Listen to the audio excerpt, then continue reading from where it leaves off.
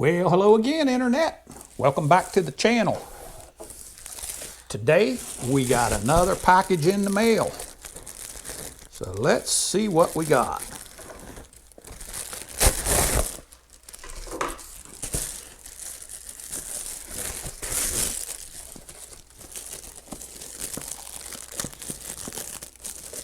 This is going to be the official GoPro chest mount.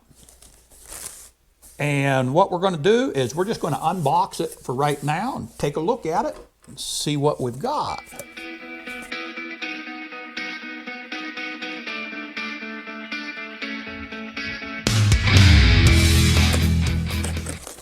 We're going to give just a little overview of it. It comes with a set screw. It comes with its own mount. And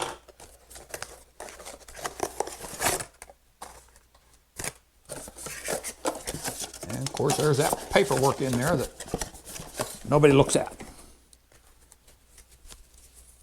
And let's see what we got here. Okay, so this has a little different way of mounting in,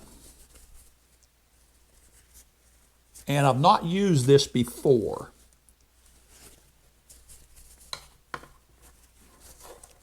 But I gotta tell you, it does appear like it's going to be an improvement over what I have been using. I do really like the way that it comes apart here. So, what we're going to do, because I have not used this, and I've been using one of the typical ones that comes in all the sets. I've seen almost every one of them, and they're all very, very, very similar. Probably the exact same, probably made out of the same molds and just branded under a different name. But I've been using one of them as we've been starting to use more and more of the chest mount. And what I'd like to do is I'm going to go ahead and I'm going to use this one for a few days. And then I'm going to come right back and I'm going to compare the two and tell you what my thoughts are. I can tell you this one right here is right around the $40 mark, and you can get the other ones for about $10 or $11. So we're going to see if this is worth the extra money that you're paying for it. So now don't worry about the fact that we're going to be gone for a few days, because when you have the type of fun that we have around here, time just goes like that. I can't believe that actually worked. So, is it worth the extra money? Well, in my opinion, it is. For me, it is. The original one, you have all these connections in here, and one of the biggest problems with it is to manufacture this plate. They're almost all the exact same. Well, they've got these slots in here so that people can assemble these very quickly with the straps on them, and so they just basically assembly line this to put this on. You put it over and you come around and attach it. And that's how it goes on. Then you can attach your camera right onto it. So that works pretty well. But as you are using it, I have found that these connectors, especially the ones in the back, end up sliding off on you. And now you've loosened your camera. I guess you could, in theory, actually it could hit the ground if two of them come off. I've never had that happen, but I haven't used this a whole lot. Versus this one right here, everything is sewed together on this one. And so there's no coming apart on it. To put this one on, you basically put this on like you do a jacket.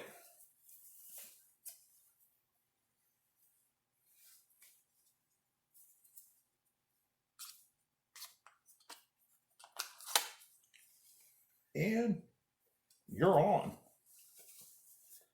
And your camera just attaches to it. If you was doing something really active and had this on here really tight, you know, you could loosen it up and it can just set like that. Well, you wouldn't want to maybe put the camera on there, but you can just loosen everything up and it's going to stay on. It's not really flopping loose. It's like a jacket being opened up. And so that works out pretty well. This extra padding on the inside, I believe, is going to come in very handy in the summertime because I will be wearing this underneath of my shirt, and I'll show you that in just a moment. But I'll be wearing it underneath of the shirt, and this, I think, would be a lot more comfortable than when I tried to use this other one. Also, the connections on here, this one right here, you've got these actual sewn connections, and they've got stuff flopping around on them, and you've got edges on the plastic. And so, you know, if you're going to use it a lot, I think this is a really good way to go. If you're only going to use it every once in a while, one of these more economical ones, that would be all right. Now we'll take a look at the mounting pads here next, and how we've set them up, and how I actually mount this when I'm putting it to use. Okay, as far as mounting this goes, this is the mount that comes with it, and I don't use it. It's a good one. It has a lock on it. That's the reason that I don't use it, though, because what I do use is this one right here. And if you look, I don't know how well you can see that, but we put a piece of 3M tape on here, and then we put a desk protector on top of it. And we've had to experiment a little bit to find out exactly what to use on it, how far to bring it up. We've got another one here. It just has 2 pieces of 3M tape on it, and it raises it up a little bit more, and we could even raise it a little further by attaching the desk protector to that.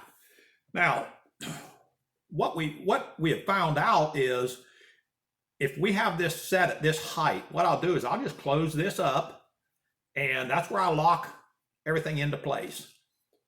This is going to be the correct angle now, and all we have to do is hook the GoPro in, and we'll stand up here a little bit.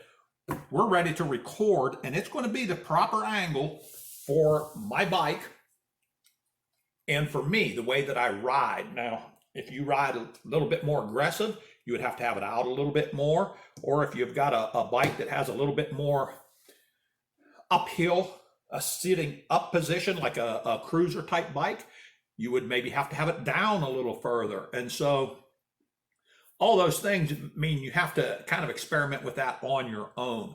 But it works, and it works very well.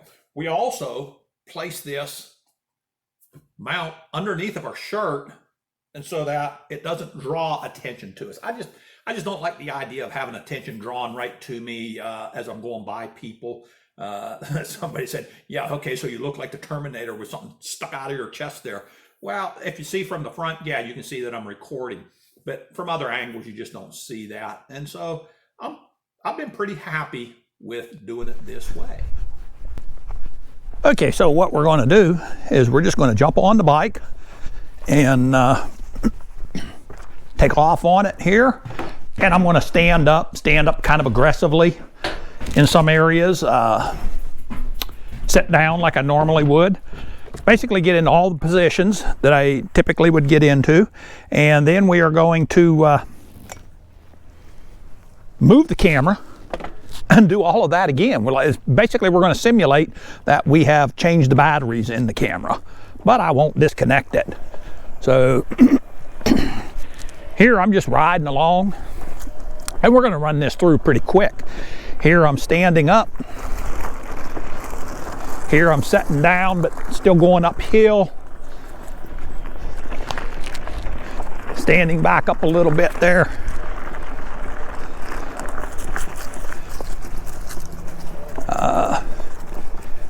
Here I'm just going to kind of set back with no hands on the bar, so we're setting up real nice and straight there.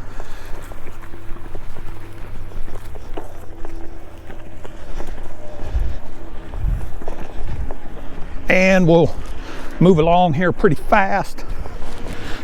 Well, not too fast, but we'll kind of like we're up in really aggressive position right here, like a downhill, and then we're setting down.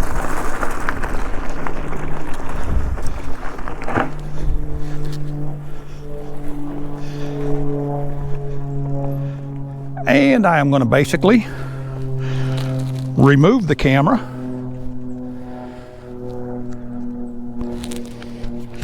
Just as if I would if I were going to change the batteries. Or we could just loosen up the screw and do it that way. But we would put it back in. We know exactly where it's set with the screw and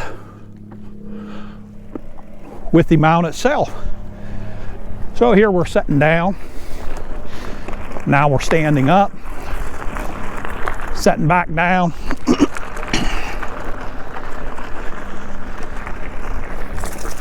We're going to kind of set up straight there.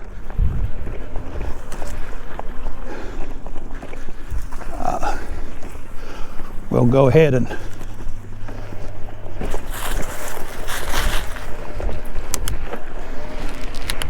get pretty aggressive. More of a downhill stance. And make no mistake, I'm not out there doing a bunch of downhill work. So, but I feel very confident that when we look at this footage, both sets are going to be the same. Because I've done enough testing with this, I know where it's set. So there we go, guys. Now we got two different angles that we can shoot from. Hey, let me know down in the comments what your thoughts are on which one you like the best. And if you want to follow along with us, don't forget, hit that subscribe, hit that like button. Till next time, guys, stay safe, God bless, and keep the wheels turning. Once again, we're out.